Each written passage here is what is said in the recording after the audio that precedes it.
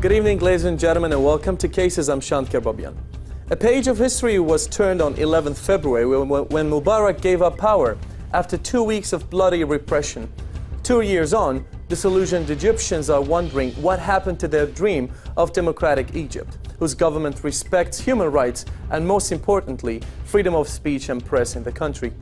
Egypt declined from partly free to not free due to officially tolerated campaigns to intimidate journalists, increased efforts to prosecute reporters and commentators for insulting the political leadership or defaming religion, and intensified polarization of the pro- and anti-Muslim Brotherhood or the military forces press, which reduced the availability of balanced coverage. This happened during the rule of the Muslim Brotherhood and after the ouster of President Morsi till today. Harassment of journalists, bloggers, and TV hosts continued during the Muslim Brotherhood reign, and anyone who opposed the group would be under attack. And now journalists who criticize the military rule are threatened, detained, and prosecuted. When will the press be able to play its natural role in Egypt freely? To discuss the situation of press freedom in Egypt, we have today with us in the studio Mr. Wadih Al-Asmar, General Secretary of the Lebanese Center for Human Rights. And also joining us via satellite from Cairo is Mr. Ahmad Najeeb, a human rights activist and political analyst. Welcome, gentlemen. Now, before we get to our discussion, we have a small video that will sum up to us the situation of press and particularly internet and netizen situation before the revolution up till the revolution. Let's check it out.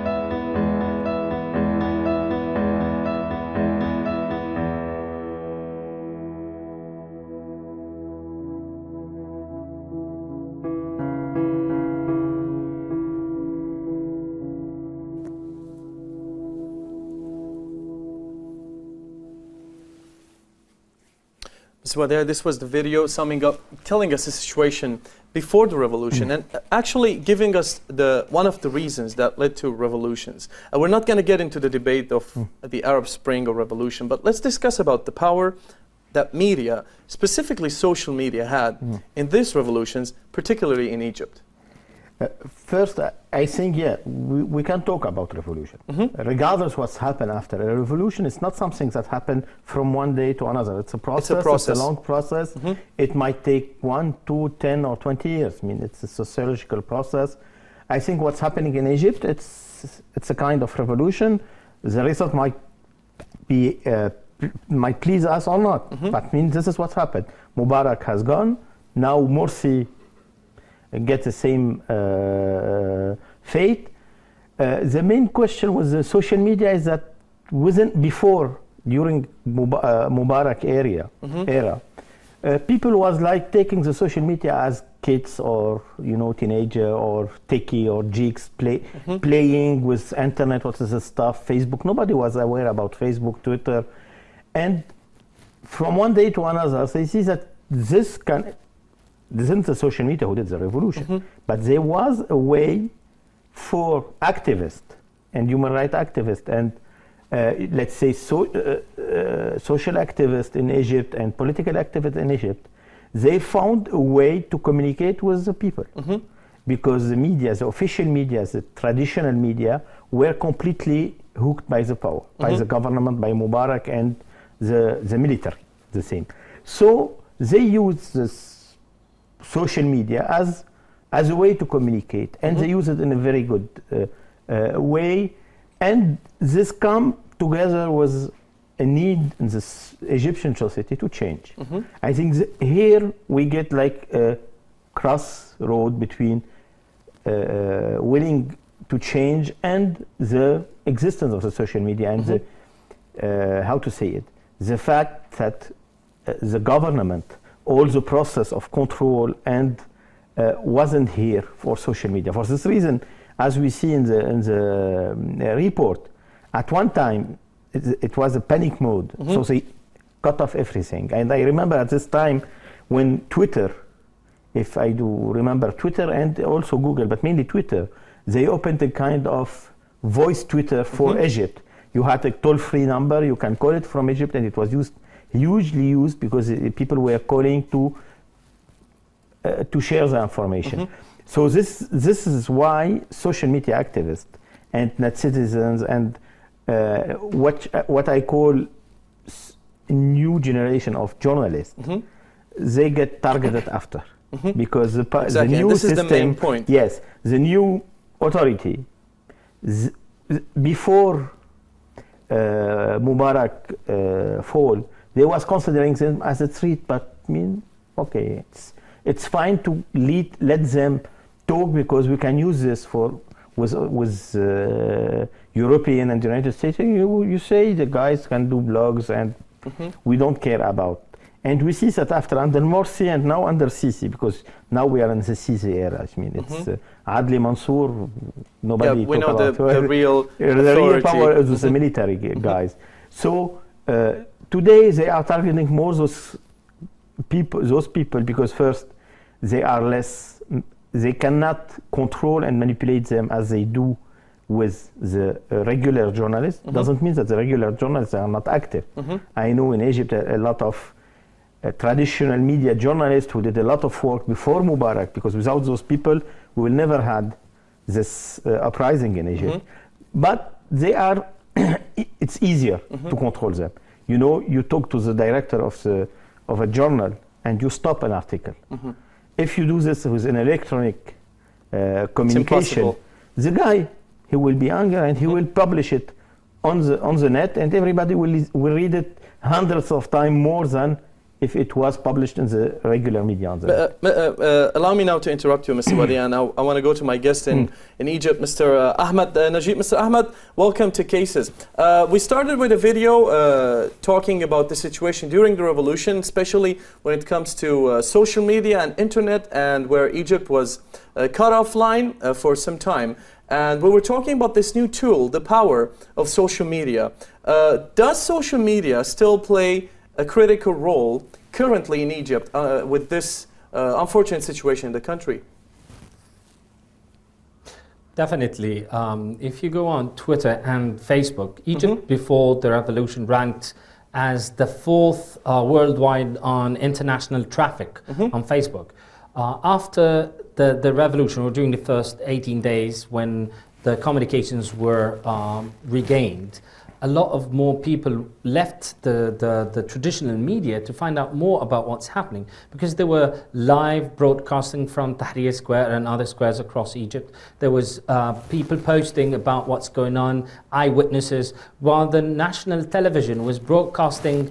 They were focusing their cameras on empty traffic and empty bridges and not reporting what's going on. So they forced people to look for the alternative. And social media was there. And this is what more or less had provoked Egyptians against the Mubarak regime even more. But for even up till the present moment, you'll find more and more of the battles between the old, the new, the discourse of the Muslim Brotherhood versus secularists, the military against civil. All of this is taking place on social media. There's social media wars in Egypt right now, and it's very evident Ahmad, in Excuse me for the interruption. Is it the reason that these debates are going on social media because they can't go on traditional media outlets like on newspapers and TVs because they are limited at one point right now? Very true. I mean, you've got the mainstream media, which is owned by the state, and you've got most of the media outlets, whether be it channels or printed press, is controlled by businessmen who owe their allegiance to the Mubarak regime or the military establishment. So people have found very limited space in the mainstream media to express themselves, and those who are able to penetrate mainstream media come extremely under a lot of fire and pressure and scrutiny, either from the state intelligence, the security, all the hounds of the regime, those who extremely demonize any voice of dissidents. Mr. Ahmad, me and my guest in the studio, Mr. Wadih, we were discussing about post-Morsi during Mubarak, before the revolution. The press had a certain, there was this box and you could play, as we were talking, within this box, and you can cross it. But during the Morsi reign, there was some freedom, limited, like certain freedoms, but now it's difficult to recontain these freedoms. Would you agree with this notion?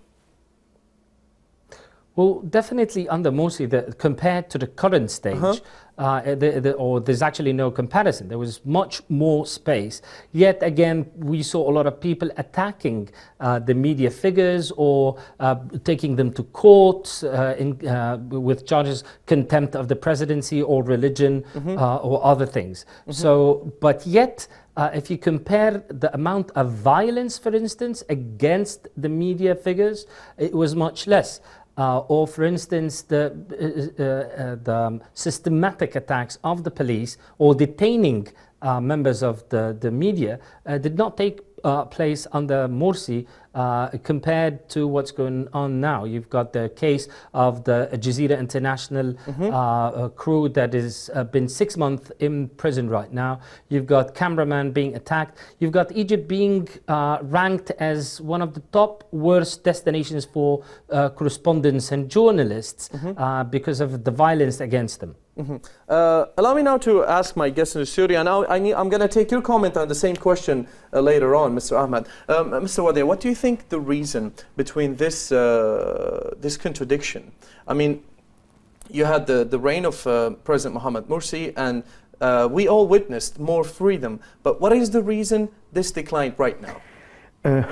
I think I do remember it's today or yesterday is the first journalist. Yes, today.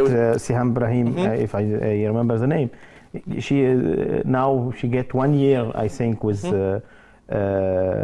hard labor, which not normal. It's shocking. I mean, but I think, to get back to your analysis, I think what's happening in Egypt, that's this sandbox where journalists were used and media were used to play, like in any dictatorial country or under any dictatorship. What's happened that just after the 11th of February, all barriers went down. So journalists, newcomers to media, get all the freedoms they need. And then what's happened with Morsi, if you look to the Muslim Brotherhood period, at the beginning it was very soft with the media, and then they get stronger and stronger and stronger. And I think what's happened now with the Sisi era, it's that they continue where Morsi stopped, with trying to, and they understood that one of the reasons that Morsi doesn't succeed to contain the country and to keep it under his control is that he was not controlling the media. So what they are doing now is that they're trying to get back to the old school. And to get back to the old school, they need automatically, I mean, it's not an excuse, it's unacceptable. They need to be more harsh. I mean, they need to be harsher than in the beginning. Even then at the end of the Mubarak era, because at the end of Mubarak, most of the journalists were following the rules, were doing what was expected from them. And even now in Egypt, we start hearing some people say, yes, but journalists, they should do some self-control, they should not go a lot, they should not cross the line. Self-censorship. And I think what they are doing now is trying to get back to the previous situation. And to get back to this previous situation, they have two problems. They have the first problem that the number of media and is not has nothing to do with what they had like 20 years ago when under Sadat, under Mubarak, or under Nasser, they start controlling the media. Okay. And with the social media, with the electronic media, they have no control. Yes. One guy can have a TV, can have a radio, can have a journal, and it's very difficult a newspaper in his home. Allow me to take the same question to Mr. Ahmad. Mr. Ahmad, do you agree with the notion that Mr. Wadih was arguing here, that tightening the grip started during the Morsi reign, and it is basically the continuation right now? And do you agree that media, if you they are trying to get back to the old ways, to the old school way, to just tightening the grip and just controlling basically the media? Very true. It's been quite surprising to see this extreme shift, and not just that, but even those who were pro-revolution from the very beginning and have had some sort of consistency from the beginning of the revolution, unlike many of those who were supportive of Mubarak. Then when the revolution seemed to have succeeded, they changed and started accusing Mubarak of being a fascist and repressive. But then again, now they're pro-military and pro-current government, and they say that the revolution was a conspiracy. But those who are consistent now have more or less been shying off from being confrontational or defending the revolution out publicly. So the amount of dissidence available in mainstream media has diminished significantly. However, definitely Twitter, Facebook, and other alternative media has provided some sort of last line of defense where the truth can be out there visually and verbally without necessarily having been accused or taken off or not having a space. Yet people who dare to voice themselves through the alternative media are constantly accused of being or having Western agendas, or being accused of being traitors, or the whole list of accusations that are there when a dictatorship, specifically a military dictatorship, under the pretext of nationalism and Arabism and an anti-Western discourse. So right now, the last line of defense has been Facebook, has been blogs.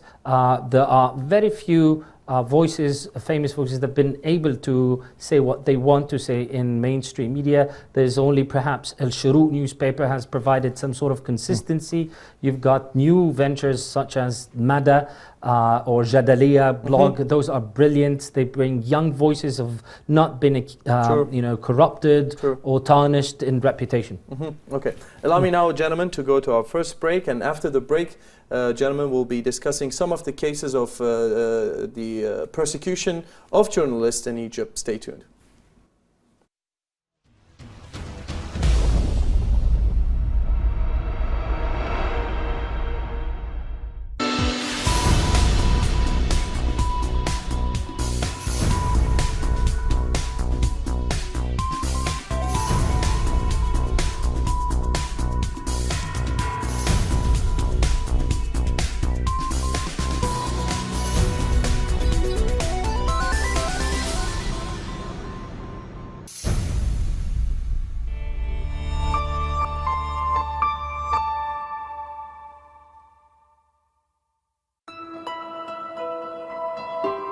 Beyond the lines, beyond the surface.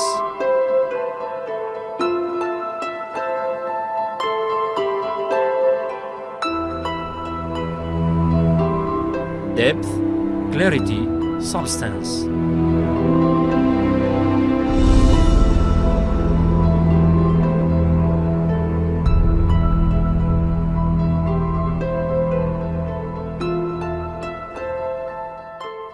Beyond the discourse.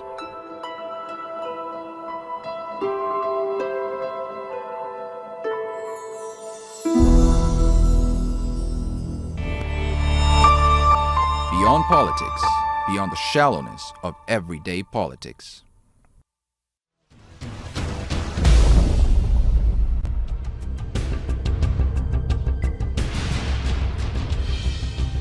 Welcome back, gentlemen. Before we continue our discussion, we have a report about the situation of press currently in Egypt. Let's check it out.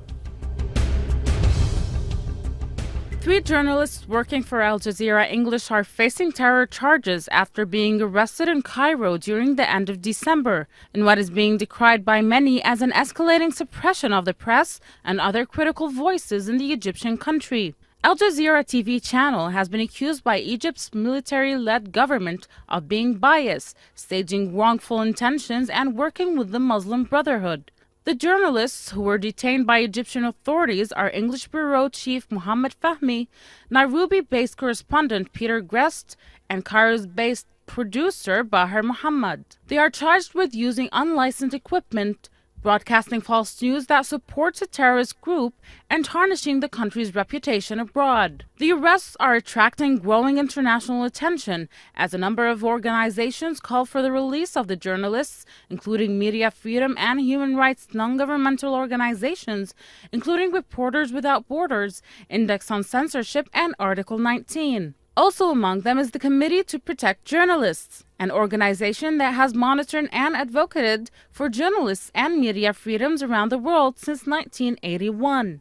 The committee has called on Egypt to release all imprisoned journalists in the wake of unprecedented numbers of anti-press violations in Egypt since the ousting of Muslim Brotherhood President Mohamed Morsi in July of 2013. The Canadian Journalists for Free Expression held a news conference in Toronto on Thursday, February 6th, with members of Al Jazeera in an effort to pressure the Canadian government to aggressively push for the release of Mohammed Fahmy, who holds dual Canadian-Egyptian citizenship.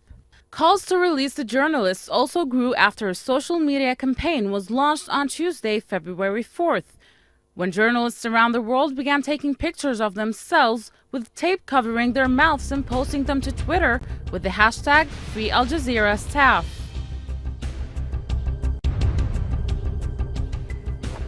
Well, welcome back, Mr. Wadih. I mean, this is the most significant recent incident that happened in Egypt, the arrest of the 3 Al Jazeera English journalists. The accusations, as we mentioned in the report, charged using unlicensed equipment, broadcasting false news that supports terrorist group, and tarnishing the country's reputation abroad. I mean, what can we say about this incident? What we can say is the first signal when a government or an authority or a regime is turning in the bad ways, is turning into a dictatorship, is when he starts targeting media actors and activists, NGOs. And unfortunately in Egypt, they are doing this again. Regardless, we can agree or disagree with the way that Al Jazeera or Al Arabiya or CNN or any media is covering or is following any reporting any cases in any world. But it's not the fault of the journalist. I mean, the journalists, they are doing their job. They are here to report what's happening. They might not report in an objective way as we use, but in journalism, the term for us, human rights activists, we consider that being objective is used to shut the mouth of everybody, saying being objective is not criticizing the power, not criticizing the authorities, not criticizing the religion. Plus being objective according to whom? But regardless, means they were filming, and they excuse most of the time. We create a confusion between the guy who is reporting and the guy who is acting. The journalist is only reporting what's happening. He's not the actor. You cannot.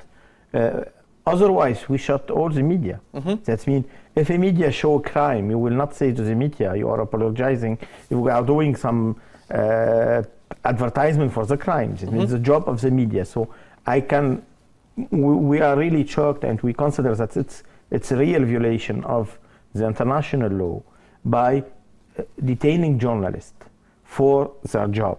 It's not detaining journalists because they do other things. They didn't catch a journalist doing, robbery when they went to their room, there were no weapons found. No there weapons was found. nothing found. They found only their cameras. But cameras is worse than weapons for Dangerous. dictatorship. It's and I think Egyptian authority, I don't know if it's conscious or not, What they are giving, the image they are giving to the world is that they consider camera more dangerous than real weapon because they are not, how to say it,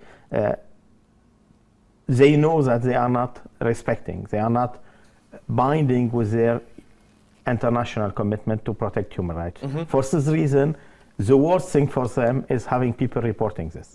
Allow me now to go to our guest in Egypt, Mr. Ahmad. Mr. Ahmad, we were discussing the most significant case, recent case of the Al Jazeera English detained journalist, and the accusations which believed are ridiculous. There were no weapons found in the room. There were basically, as we were talking in the studio, cameras, papers, notes. But what do you think of this? What do you think of this incident as a whole? Well, the government uses any pretext, whether it be false accusations or true. It's just a pretext. A lot of activists, anyone who's been detained in the past 6 months, they have a list of fixed accusations that are completely ridiculous.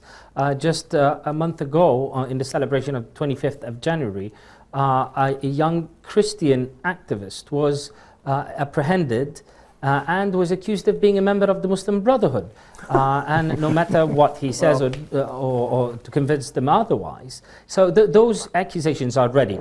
And Al Jazeera was deliberately targeted because of its role throughout the revolution. And that people on the 25th of Jan called for the Jazeera to be broadcasting again, since the government under Mubarak had took it off the air deliberately. So again, the voice and the picture of dissidents takes a lot of space in Al Jazeera, whether it be the Arabic or the English and international services.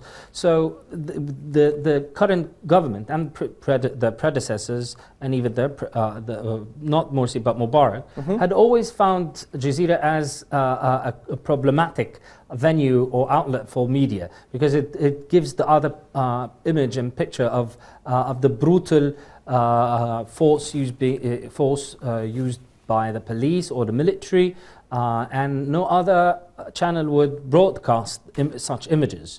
Okay. So it's very problematic for them to have this. Mr. Ahmad, one of the things that these journalists were accused is talking to Muslim Brotherhood officials or members. Is it illegal now to interview Muslim Brotherhood officials?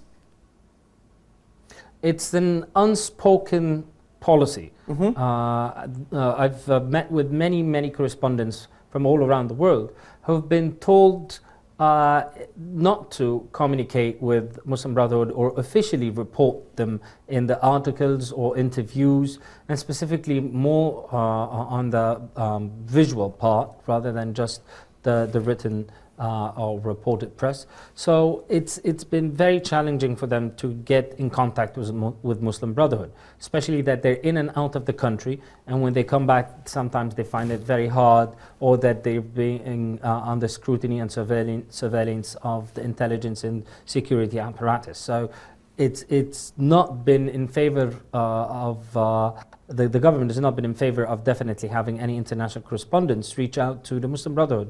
Well, basically, Mr. Ahmad, what we're talking about here is blocking journalists from addressing all sides of, like, the complete sides of a story. And how are journalists reporting in the country then? It's not been an easy job. Definitely, none of the mainstream media hosts any Muslim Brotherhood or members or even sympathizers or any voice of dissidents.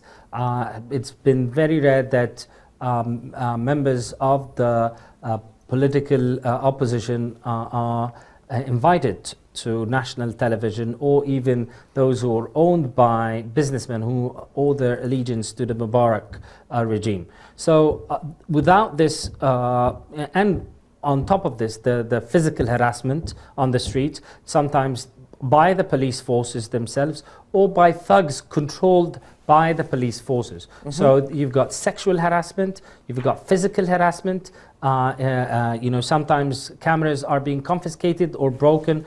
So it's not been an easy job for people to report out of Egypt. Mr. Wadih, how do journalists report in this situation under these circumstances? What can a reporter who's trying to report a certain message do in this case? I think in my position as a human rights activist, what we do in this case we are trying to defend journalists, their right to report in complete freedom. This means against the journalist is reporting a fact. If it's a brutality of or something brutal from the police or from the authority, it's not the fault of the journalist. He's reporting what someone did. It means the fault is on the guy who did it. If he's talking with the opposition or with the Muslim Brotherhood or any other part of the opposition, he is not responsible of what the guys will say. I think here again, excuse me. Yeah, bless you. The work of the journalist and the work of the reporter. And this is the reason why Egypt with other countries of the region, unfortunately, I think in the last 4 or 5 countries in the world within the freedom of the press, Egypt is now in the last 10%. I mean, like in 160 or 70 on top of 200. Because the work of the reporter is becoming very complicated. You cannot handle responsible someone who is, again, I mean, the international human rights body, the International Convention on Political and Civil Rights, when it comes to freedom of expression, to the freedom of journalists, it's very clear a journalist cannot be handled responsible of what he is reporting about. He is handling responsible of what he say, what he do if he did something wrong. But even this, when it's related to his work, he should not be put in custody. Most of the time, for this reason, we have a specific law for journalists to allow them doing the work. Otherwise, they cannot do anything. They will be copying the official press release and publishing them. Allow me to take this point and ask Mr. Ahmad. Mr. Ahmad, do you think the international community, NGOs, and different bodies that are supposed to defend journalists and do some pressure over governments, do you think they're playing the role they're supposed to play in Egypt? I think definitely they themselves have been under a lot of scrutiny, and they've been also harassed by the police forces. The local organizations have definitely been accused of being part of the Western agenda and working for the United States and their agenda and pushing it forward to put the government under pressure, which is definitely quite ridiculous. But not just that, some of the activists who are affiliated with the human rights organizations have been either harassed or beaten up or detained, and some of them have definitely false accusations, plenty of them. Interestingly enough, lawyers who went to the police stations to defend some of those activists have been beaten up themselves and detained. So the scene is very dramatic.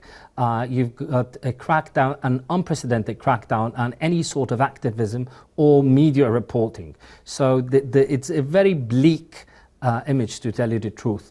And interesting, there's not enough international pressure there, and when there's a call for that, immediately people will call you a traitor and or an agent of the West, and then there's a great complacency. And we're talking about millions here, well. Mr. Ahmad. This is what's unfortunate. Like, the numbers are millions who support these actions. It's very true. I mean, you find the only international organizations and bodies that have made very specific statements about what's going on in Egypt and made it loud and clear at the beginning of what was happening during last year and what happened in Rabat. You've got the EU voicing its concerns, and then State Department. But then after that, we haven't heard from a single government per se, except for the exception of Amnesty and recently 27 countries through the UNHCR. None of the major players have put real pressure on Egypt. We've only seen recently the German Coast Guard stopping a military shipment an arms shipment going to Egypt, being part of an embargo forced on Egypt from receiving any weapons from the EU. Allow me now, gentlemen, to go to our last break, and after the break we'll get to our bullet point section where we talk about bullet points and discuss and take the comments of the guests. Stay tuned.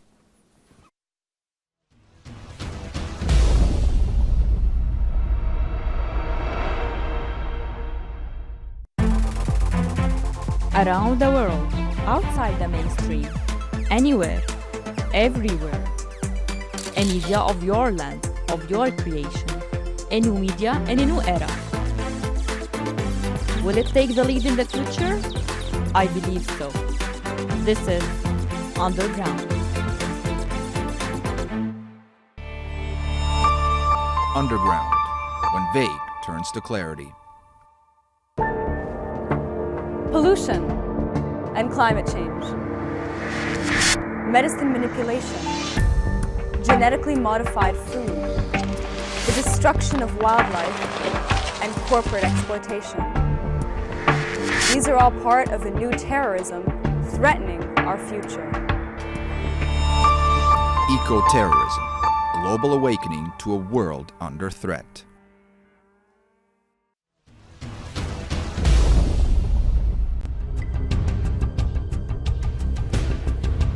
Welcome back, gentlemen. Now we go to our last segment, which is the bullet point segment, where we have certain bullet points and certain opinions and facts and figures, and we take our guests' opinions. And the first one is by the Human Rights Watch. The climate for free expression in Egypt has worsened since the ouster of President Hosni Mubarak. Now, Mr. Wadih, this is one of the figures that was out, and this was something we talked about, that the climate for free expression has worsened. But let's try to talk. I want your comment to be about what could happen to make this thing better. Let's talk about the positive a bit. Let's try to come out or figure out something that could help the situation a bit. I think what could help the situation a bit is first from the international level. A clear message to the Egyptian authorities that they cannot go back to Mubarak model, because this is what they are trying to do now. I think what they are trying to do now is to get back to a new 20 years with Sisi or another guys than Sisi, and this should be the first message from the activists. I think the only thing that we can try to say is that we will not stop, even mainly the activists who are out of Egypt, also the international human rights community and activists. The only thing that we can do is to explain that we will not stop. We are not afraid by this dichotomy. What they are trying to say, if you are not with us, you are with the Muslim Brotherhood. You're not. You are not with us. You are with the Muslim Brotherhood, which is a terrorist organization, which is a terrorist now. And blah blah and blah blah. This is not our how to say it dilemma. It's their dilemma. We are with the human right and with the right of people to express themselves. We are with a right-based country in Egypt and other countries. We are talking about Egypt today. We are with this use of right-based law. And I think what's happening now, what was said by Human Rights Watch is true. And as I explained before, it means now they have in mind that they should bring everybody to the sandbox. And to bring people to the sandbox, as they are used now, it means they are trying to do in 1 year what Sadat and Mubarak and before Nasser did, what the military in Egypt did since 56 till like 2000. All the pressure that was exercised on the media during all this time, they lost it the February 11th, and now they are trying to bring everybody in and to just tighten the grip. Let's go to the second bullet point now, which is also according to Human Rights Watch. On December 2011, a Cairo district misdemeanor court sentenced Jaber al-Sayed Jaber to 1 year in prison with labor for distributing, according to the court, written decision publications that disturbed public security and drove a wedge between the Egyptian people and the Egyptian army and harmed the reputation of the Egyptian ruling military council. Mr. Ahmad, your comment on this particular incident? Yes. And this is not the only incident of the sort. If you remember, there was a group of members of the Strong Egypt Party right before the referendum for the new constitution, which was distributing brochures for why we should vote for no. They were arrested and accused of spreading, brochures saying no, as if saying no is a crime. So this is definitely a tactic used since the Mubarak time and under the military council during the first 18 months of the interim period, and the current military council and current military-backed government. Those incidents are used to pressure other activists and to scare off people and deter them from trying to express any voice of dissident. It has not been working because more people are encouraged now to voice themselves, yet the venues are limited. But people are getting more and more upset, and they have a lot of grievances that inevitably will grow into a stronger movement and perhaps take the streets once more. Now, allow me now to go to the third bullet point, which is a certain legal perspective we're trying to get into. Now, according to Egypt's penal code, Egypt's penal code includes numerous provisions that violate international law by providing criminal penalties of imprisonment for insulting public officials and institutions, including the president, which is in Article 179, also public officials, Article 185, and foreign kings or heads of state, which is Article 180, and foreign diplomats, which is in Article 182. So this is all in the Egyptian constitution. And these are all elements in the constitution which are considered violations of international law, Mr. Wadih. What can we say about these? Unfortunately, it's not only the Egyptian constitution. Many of the Arab constitution, we have this provision, and mainly the one for the other Arab kings and the president. I think this is a complete violation with Article 19 and with the other article in the international human rights bodies. And what we can say, is that the Egyptian authorities, either they chose the choice of the Egyptian authority, and I think it's a major point. Either they chose to go in a dictatorship, and this is their choice, and they can keep this kind of article, and they have others, I think, worse in the declaration, or they have to remove them from the constitution and from the penal code, because they are reducing the freedom of expression. And there's something I don't understand. They should have understand that after Mubarak they get mercy, and now it's a Sisi, and maybe, I don't know, in 3-4 years it might be someone else. The only guarantee they have to have their own right protected. If tomorrow, I don't know, by any case happened, and the Muslim Brotherhood or another faction takes the power in Egypt, having the right, and I think here was one of the errors of the Muslim Brotherhood, having institution governed by a rule-based, by international, by a real state of law. It's the only protection they have themselves for not being detained in 1 or 2 or 3 or 10 years. And I think this is the lesson that we have to learn from Egypt and from several countries. And I hope in the beginning, I was a little bit optimistic on the one way, that I thought that the Muslim Brotherhood understood this, that they need a real institution ruled by law to protect themselves from any. Unfortunately, they thought that they will stay here forever. And I think Sisi is doing the same error now.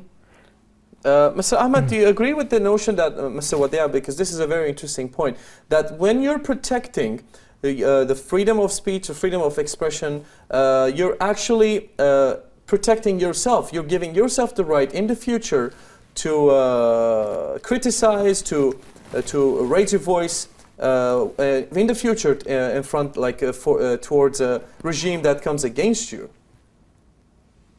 Well, definitely, if there's a peaceful handover of power, and then there's always an exchange of power, this should be the case. but all authoritarian regimes, and the Muslim Brotherhood were no different from the Mubarak regime, except that they wanted the world to believe that they're more open and that they're more democratic. But between religious authoritarianism and military authoritarianism, it's no difference. They both use the same tools. But definitely what Egypt needs is a significant reform on many levels. You need the legislative reform, you need a significant cleansing of the judiciary as well as the law enforcement and the media. And without any proper cleansing from the oligarchs and the reminiscence of the Mubarak regime in those institutions, no law, no matter how divine it is, will work. You have to understand that the current judiciary is extremely corrupt and has influenced the process and the democratic transition. There are no rights. There are great laws and great articles of the constitutions that are simply ink on paper.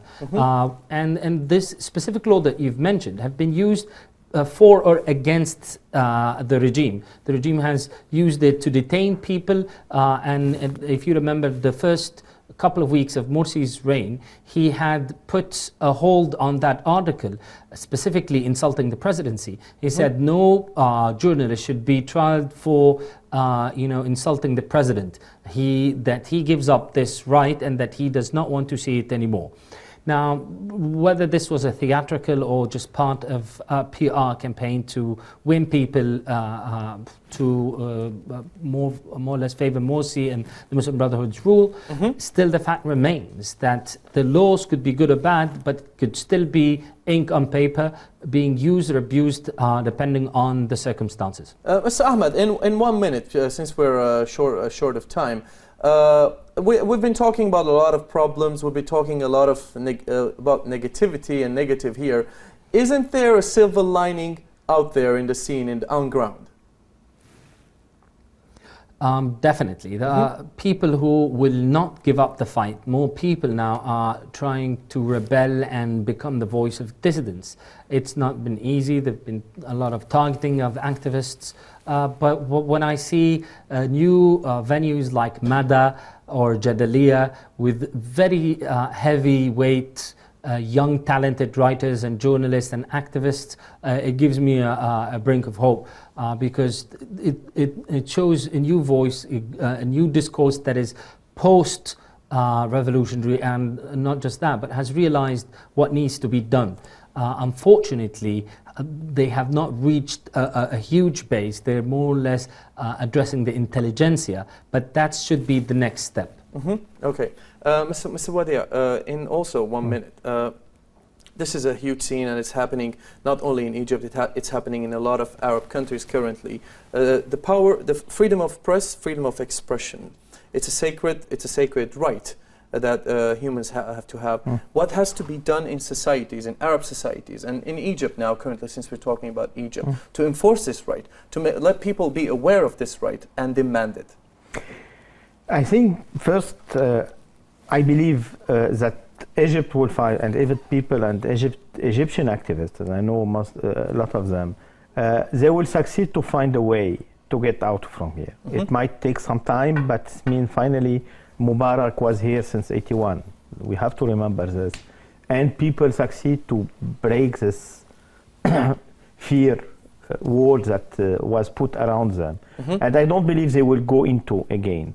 Now, this is first. Secondly, I think people, and mainly Arab people, they are asking for freedom of speech. If you look at the usage of blogs, Twitter, Facebook in the Arab country, and more the country is closed, more young people, youth, teen, they are using those media, so social media, and they are expressing themselves. Okay. Now, how this expression move from the virtual area to the real life, I don't think someone can conceptualize this. This is something happening from time to time. Okay. We have our work as human rights activists is to try as we can, as much we can, to protect those people. Okay. Thank you very much, Mr. Thank you very much for my guest, Mr. Wadih, and also Mr. Ahmad. Thank you for joining us. Ladies and gentlemen, I'm going to read to you the names of some of the journalists that are detained, and me and the crew and Al-Tijah are demanding and asking the Egyptian government of releasing those: Mr. Abdullah Al-Shami, Peter Grest, Bahir Mohammed, Mohammed Farul Fahmi. Those are the Al Jazeera crew. Also Mahmoud Abu Zaid, a freelance photographer. Muhammad Amir, Freedom and Justice newspaper. Karim Al-Bahiri, Al-Bilad newspaper. Firaz Shamsan, who's a blogger from Yemen, who's also detained in Egypt. We demand justice and releasing of those journalists and bloggers. Ladies and gentlemen, this was our case for today. Tune in next week. Bye-bye.